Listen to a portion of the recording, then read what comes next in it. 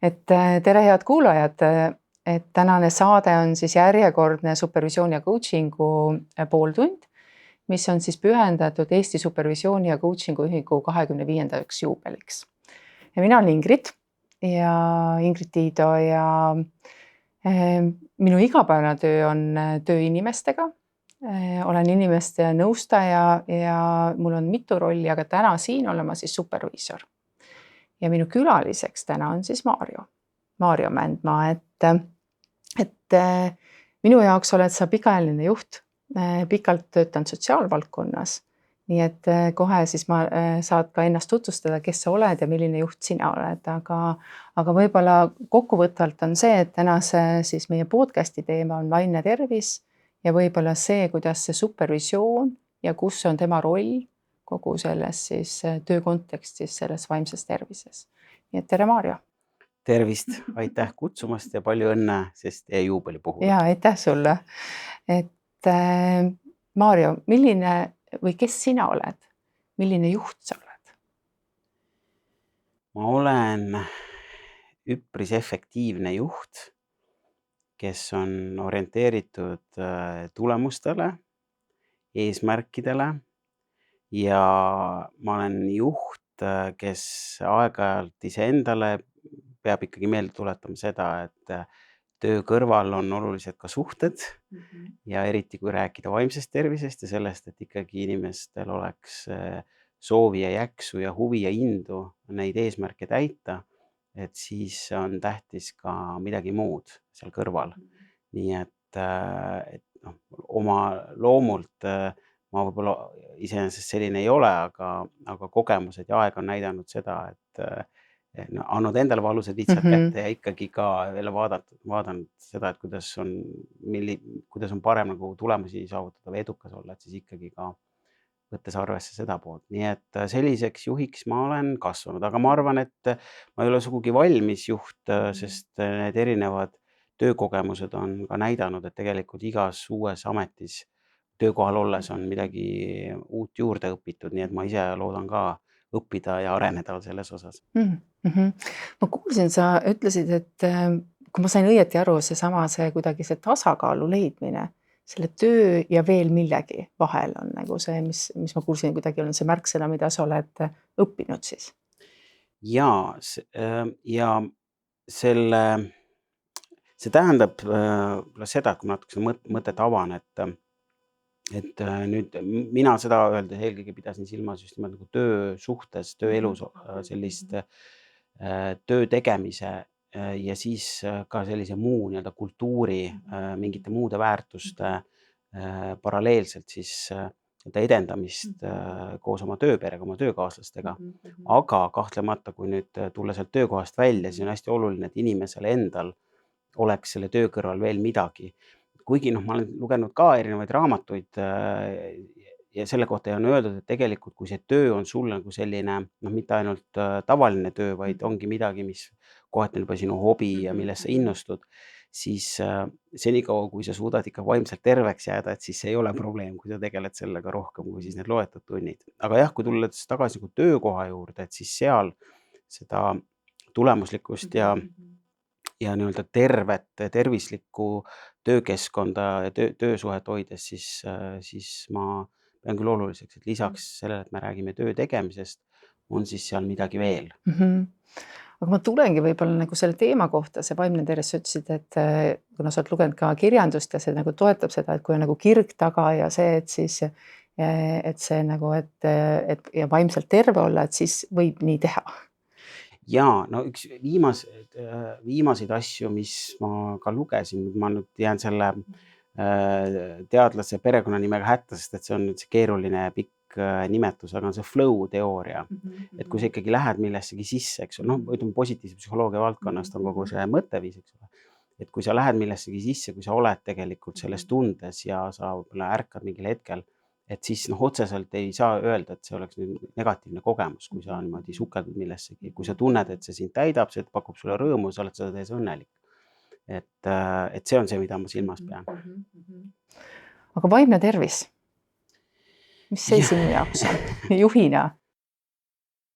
No vaimne tervis minu jaoks on osa ikkagi sellisest kogu inimeseks olemisest, sellisest tasakaalust, et üks komponent selles, et füüsiline tervis, vaimne tervis, et noh, inimene minu jaoks, kui ei saa toimida, kui tal üks nendest on nagu liiga suures ebakõlas.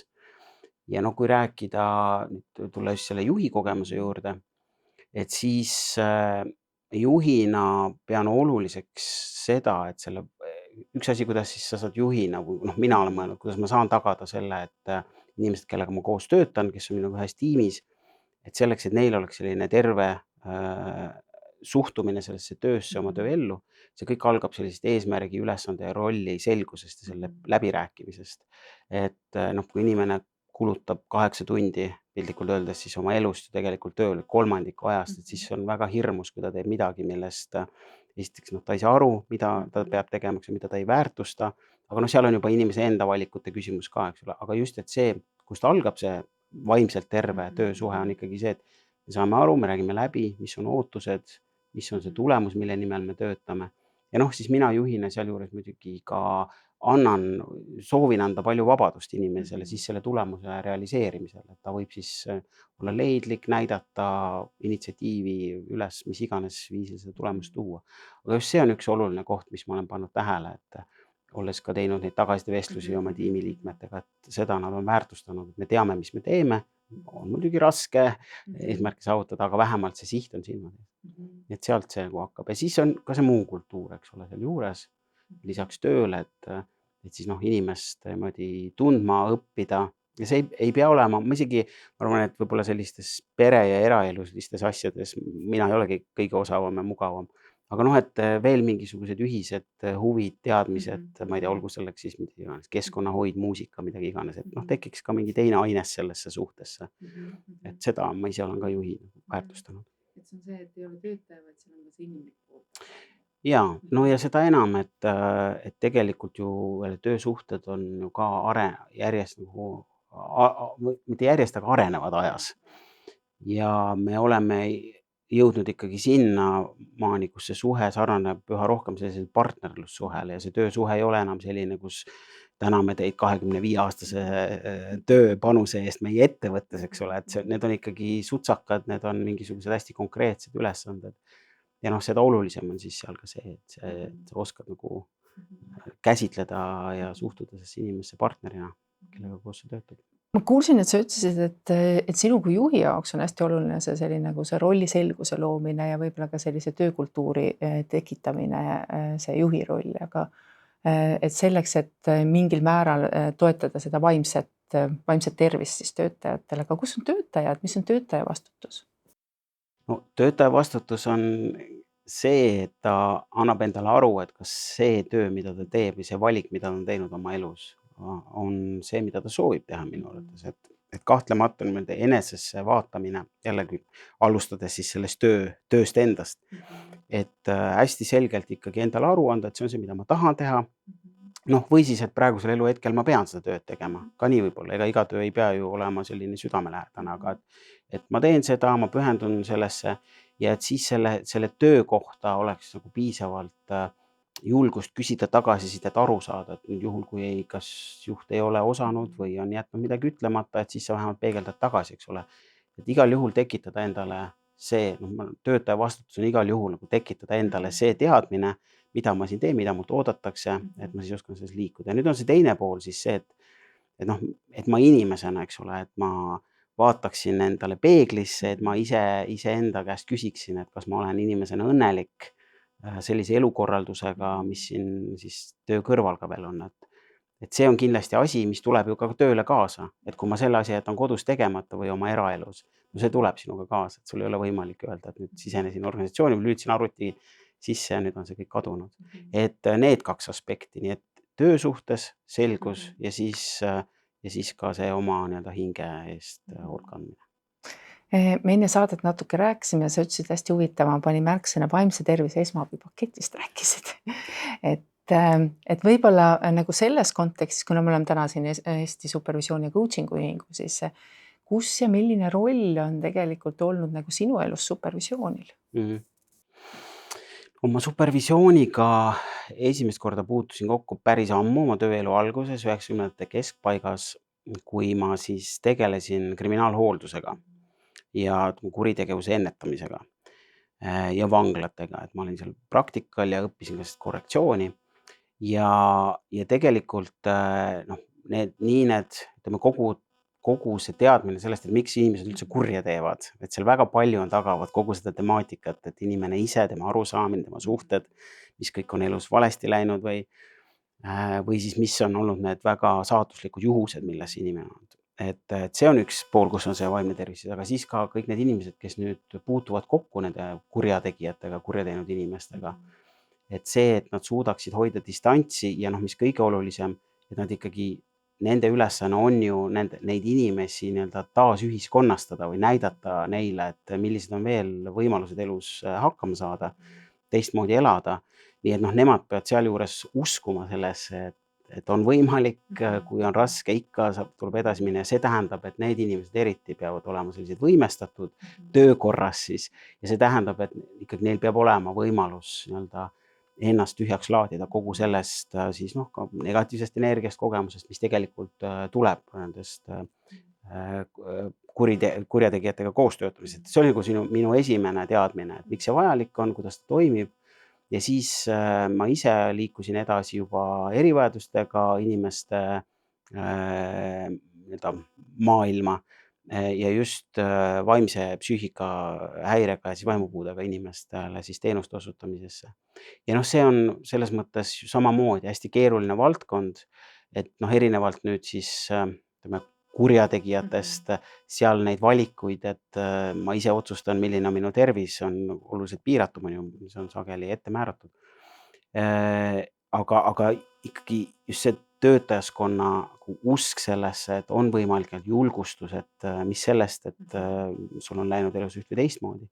Et jälle hästi oluline osata seda nagu selgust enda jaoks luua, ennast maha laadida, mitte võtta südamesse, sest et või naha alla nii-öelda ma nimetan seda, et noh, et sest et see kohe hägustab seda piiri, kus oled sina, kus on sinu klient ja see automaatselt teeb ikkagi selle elu kliendi jaoks kordades palju raskemaks, kui see nagu sinu jaoks töötajana tekib see hägusus, et sa enam ei erista seda piiri, et sa saad teda aidata, sa oled ise hädas.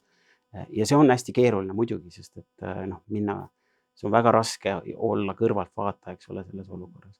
Nii et need on need kohad, kus ma olen tundnud seda, et just seesama supervisioon, võimalus nagu anda, noh, saada seda või endast välja peegeldada neid olukordi, saada kindlust, leida endasse vaimne tasakaal, edasi toimetada, et see on hästi oluline. Noh, kahjuks Eestis, mis iganes siis sealsamas kriminaalhoolduses või siis ka siin praegu erihoolekandes toimetades, noh, me ei ole jõudnud sinnamaani, et öelda, et vot tegevusjuhendaja või siis hooldustöötajale kõik tööandjad saavad pakkuda seda regulaarset supervisiooni. Noh, ise olen ka saanud mõningate projektide raames seda sisse osta ja no vaadata seal kriitilisemates kohtades seda korraldada. Ta võiks muidugi olla, aga no, et vähemalt midagigi, eks ole. Et aga ta on just jah, vajalik selline puhastus inimese jaoks. Et see, mis ma kuulen, mida sa räägid, et noh, just need inimesed, kes töötavad otsinist kriminaal või puuetega inimestega või lastega või kellega iganes, et see on see, et ühelt poolt on see, et kui ma lähen kas liiga emotsiooni lähen, võtan need asjad üle, ja teine on see, kus mul tekib see kaastunde väsimus, et see tuimus tekib, et see on see, et noh, mis mina oma töös olengi näinud just seesama, et see supervisioon tegelikult just aitab toetada seda nagu seda keskteed, et ma ei lähe nagu sinnapoole, ma ei võta liiga palju üle, on ju, sest ma ei saa muidu toetada, ma ei saa aidata, on ju. Ja teiselt poolt on see, et ei tekiks seda kaastunde väsimust, et see noh, et mul on selline tuimus, et ma üldse midagi ei taha ja siis me ka ei saa aidata inimesi, et see on nagu, kuulen nagu seda kahte poolt. Ja, no jah, et võib-olla kokkuvõttes see supervisioon oleks nagu selline hapnikumask sulle, et mida sa pead alati kõigepealt endale panema ja siis sa saad teisi aidata. Et see on hea selline metafoor, see hapnikumask, ja kindlasti no, mis mina olen nagu ütleme nagu organisatsioonide põhiselt on see, et kindlasti on neid hapnikumaske erinevaid, et see supervisioon on üks osa nagu sellest võib-olla. Nüüd tuleks, et sa hästi huvitavalt ütlesid, see vaimse tervise esmaabipaketist. Jaa, et üks on siis see supervisioon, noh, ütleme siis ka seal co-visioonid, coaching'ud, et need muidugi võiksid olla ja neid osata, aga jah, kui tulla tagasi selle juurde, et kui vaadata, millised mõjud kõik on sellisel vaimse tervisega kimpus olevatel inimestel nii endale kui ümbritsevale keskkonnale, siis juba mõni aeg tagasi ma mõtlesin, et üks asi, mida peaksime hakkama tegema nii lasteaedades, koolides kui ka töökohtade juures, ongi sellise esmaabipaketi loomine. Nii nagu meil on tervise või ütleme füüsilise tervise puhul on sellised esmaabivõtted, mida meile siis õpetatakse väikesest peale kuni siis suureni, eks ole, seal südamemassaaž, siis need, kui sul jääb midagi kurku kinni, noh, mingisugused võtted ikka inimesed teavad või siis kas või helista kiirabisse, eks ole. Et siis vaimse tervise puhul on see muidugi keerulisem, sest et noh, need sümptomid ei ole nii lihtsasti arusaadavad, tuvastatavad, just täpselt. Aga et seda enam on ikkagi panna kokku mingi selline märkamise pakett, et noh, tõesti kasva alustame sellest, et sa küsid, et sa tunned huvi ja alustame pigem sellest, et sa ise oskad väljendada seda, et me õpetame iseendale, oma lastele, oma kaaslastele, iseendale oskust väljendada neid tundeid ja seda mure. Ja isegi ka siis, kui päris täpselt aru ei saa, aga julgustus, et sa võid sellest rääkida. Ja et siis, noh, ma olen ka mõelnud, et meil võiks olla sellised teadlikud sellised minutid siis seal lasteaedades, koolides, kus me võtamegi selle aja, et nii, väikestes siis gruppides kuidagi, aga et käime selle läbi, et kas kellelgi on midagi. Noh, loomulikult neid tehnikaid on erinevad, siin võib panna piktogramme ja mida iganes, aga et minu arvates tuleks seda süstematiseerida, et see tuua meie ellu, et just nimelt selline vaimse tervise esmaabipakett. Ja see hakkab ju tegelikult täiskasvanutest ja täiskasvanud peavad kõigepealt endast aru saama, siis nad saavad hakata õpetama seda lastele. Aga ma küsin, kui praegu see on nii põnev teema, et kuidas sa näed, et milline võiks nagu selle juures olla nagu juhi roll nendes vaimse tervise esmaabipakettide juures? No ma mõtlengi nüüd puhtalt sellest paketist rääkides, siis ma kujutangi, et lihtsalt kuna seda ei ole. Ja, me fantaseerime siin koos. Just, et ma praegu muidugi töötan Sotsiaalministeeriumis, kus meil on vaimse tervise osakond sellest aastast loodud, mida varem Sotsiaalministeeriumis ei ole ja seal on väga head ja toredad kolleegid, kellel on väga häid mõtteid ja just ma olen korra neile seda maininud ja ma loodan siis, et mingil hetkel ma saan minna sinna jutule ja äkki nad kuulavad ma ära selle idee mõttes. Aga et no juhi puhul ongi siis see, et ta teadvustab kindlasti, et seesama nii-öelda vaimse tervisega tegelemine on hästi oluline komponent. Noh, praktiliselt ütleme sellistes tagasisidevestlustes võetakse aega selle jaoks, küsid, et kuidas sul läheb, eks ole, märkamine ka sinna juurde kindlasti, et kui sa näed, et sinu tiimis keegi on ära vajunud ja noh, mina väidan, et see tegelikult on tajutav ka selles virtuaalmaailmas, et kui sul on need koosolekud, kus sa näed, kus sul keegi kolleeg võib-olla on natukene teistsugune, kui ta muidu on, et just, et juhil siis, et võtaks aega selle jaoks, hoida seda teemat fookuses, rääkida sellest, et me pöörame sellele tähelepanu, kas kõik on juba õppinud, kas olete saanud juba litsentsid, sertifikaadid, et olete selle tõendiga esmaabiandjad vaimses tervises. Noh, et kõik sellised hästi lihtsad praktilised asjad tegelikult on see, mida juht saab oma töökohal teha. Ja noh, siis kahtlemata ise ka olla üks nendest oskuste kandjatest. Kui ma tulen tagasi meie vestlust natuke, mida me arutasime enne seda, siis üks, mida sa tõid, oli see, et sa oled kasutanud oma meeskonnale supervisiooniga muutuste läbiviimisel. Ja, see oli hoolekandeteenuste loomise ajal, kui jutuks oli just selliste vana tüüpi hooldekodude sulgemisest ja siis uut tüüpi hooldekodude tegemisest. Ja ma ütlen, ma selles suhtes olen hästi tänulik kõigi selle kogemuste eest, mida ma siin elus olen saanud, et need on olnud tõesti seinast seina ja kohati väga dramaatilised. Noh, praegugi näiteks just siin on ju päevakorras muutused meie enda valitsemisalas, eks ole, ja küsimused on ikka alati samasugused, miks me seda teeme, inimesed on selles ärevad selles olukorras. Ja vot siis tol korral olid ka tegelikult samad küsimused, miks me seda teeme.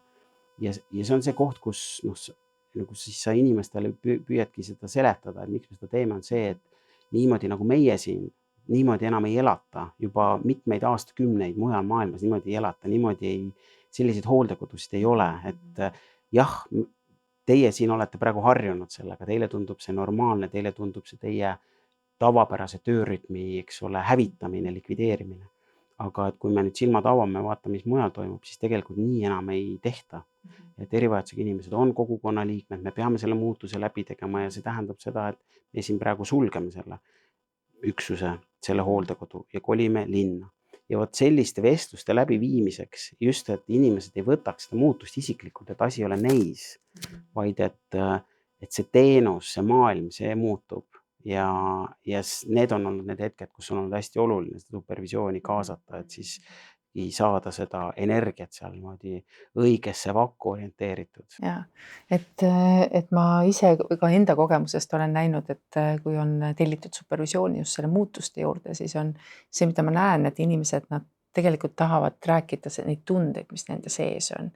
Ja kui nad on saanud need ära rääkida, siis nad saavad hakata vaatama tuleviku poole või nende muutuste poole, et kõigepealt, sest see kõik sees on nii segamini neil, mis on minu, mis on organisatsiooni, mis on see tulevikuvaade, et nad nagu mõistusega nad saavad aru, et peab, aga sees on nii suur segadus, et kuidagi see supervisioon on, mis ma ise olen näinud, et see nagu toetab seda, et nad saavad mingi selguse. Et see on natuke see sama selgus, mis sa ütlesid, et kui inimene tuleb tööle, et on nagu selline rolliselgus ja see on ka jälle, sest ta on teistsugune roll siis.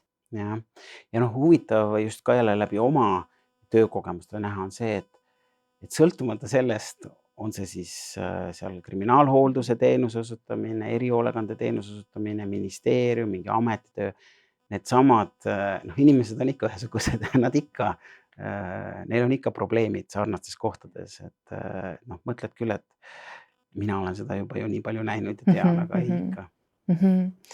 Et jaa, selles mõttes, et minu jaoks on alati supervisioon, et on protsess, et ta ei ole nagu, ta on üks osa tööst. Ja tihti, mis on nagu küsimused, on see, et me jälle on need samad küsimused, kogu aeg on stress, läbipõlemine ja see ongi see, et see ongi tegelikult üks osa meie tööst. Ja see ongi järjepidev, et see ei ole see, ta ei ole nagu koolitus, on ju, et ma teen ära, siis ma saan teada ja siis muutun, et see ongi see, et ta tuleb mingi erinevate aspektide ja nurkade alt tuleb jälle välja, natuke teises küsimuses ja sa oled jälle samas kohas ja siis on alati hea nagu selle superviisoriga kas individuaalselt või grupis või meeskonnas nagu toimetada, näha neid asju ja võib-olla üks väärtus, mis mina olen näinud, on supervisioonil, on see, et see on see koht, kus nad näevad ka natukene rohkem töötajat, teist töötajat, et sealt tuleb ka see inimlik vaade sisse. Et on veel midagi, et ta ei ole lihtsalt selle rolli täitja, vaid me saame nagu paremini tuttavaks, kuidagi selline side tekib. Et need on ka sellised mõnusad supervisiooni kogemused, aga... Ja seal just hoolekandeteenustes meil oli ka hästi positiivsed kogemused olid seal just nimelt nende grupi supervisiooni tiimidega. Et meil juhtidele pakkusime individuaalset supervisiooni võimalust, aga ka just tiimid ja seal oligi seesama avanemine või siis see, et kui inimesed arvasid, et kõik arvavad samamoodi nagu tema ja siis selgus, et tegelikult päris ikka nii ei ole. et jaa, see oli hea. Ma vaatan, meie aeg hakkab otsa saama. Et märkamatult on juba praktiliselt varsti kohe pool tundi on möödas, et ma küsiks sul see teemad, mis me rääkisime, see vaimne tervis, supervisioon, enesehoidmine, kuidagi need vastutuse teemad, aga mis on see mõte või soovitus sul kuulajatele, mida sa sooviksid neile edasi öelda? Mis on see sinu jaoks oluline? Sa tahad nendega jagada?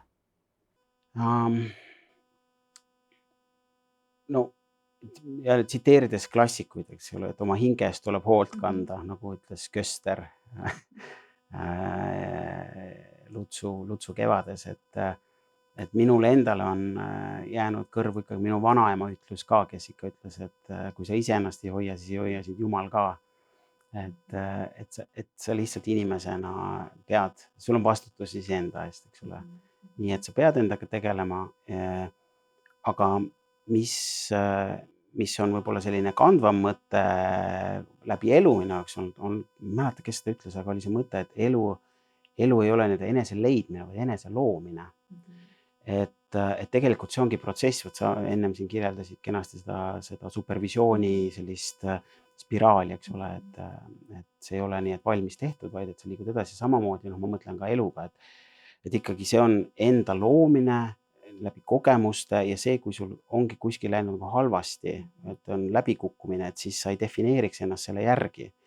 Või et kui sa oled mingis raskes hetkes, et siis sealt hakkab sageli see peale, et nii, see ongi nii mõeldud minu jaoks, ma ei saagi millegagi hakkama, ma olen selline kasutu, keegi mind ei taha, keegi mind ei armasta, et ikkagi inimesed mõtleksid sealt edasi, et see on võib-olla praegu siin, aga ma lähen, võib-olla seal on veel midagi minu jaoks. Ja et ka nendes erinevates eluetappides võibki olla olukordi, millega saad hakkama paremini, millega mitte. Et ma olen ise ju ka olnud olukorras ja näiteks ka praegu uues töös, kus on väga raske. Et see on uus amet, hoopis teine teemade ring, hästi keeruline ja võtabki aega, et sinna sisse elada ja võtabki aega, et iga päev olla rõõmus ja elevil sellest kõigest. Aga see on üks samm selles elus, et siit tuleb edasi minna. Nii et seda ma tahaks, et inimesed usuks sellesse, et nad ei ole mingisugused staatilised olendid, vaid et tegelikult kõik on võimalik, et looge ennast. Et elu liigub. Ja, just, täpselt. Okei. Aga tänan sulle, Maarjo, et sa tulid ja arutasid ja aitasid meil seda podcasti siis üles ehitada, et aitäh sulle. Aitäh veel kord kutsumast. Aitäh.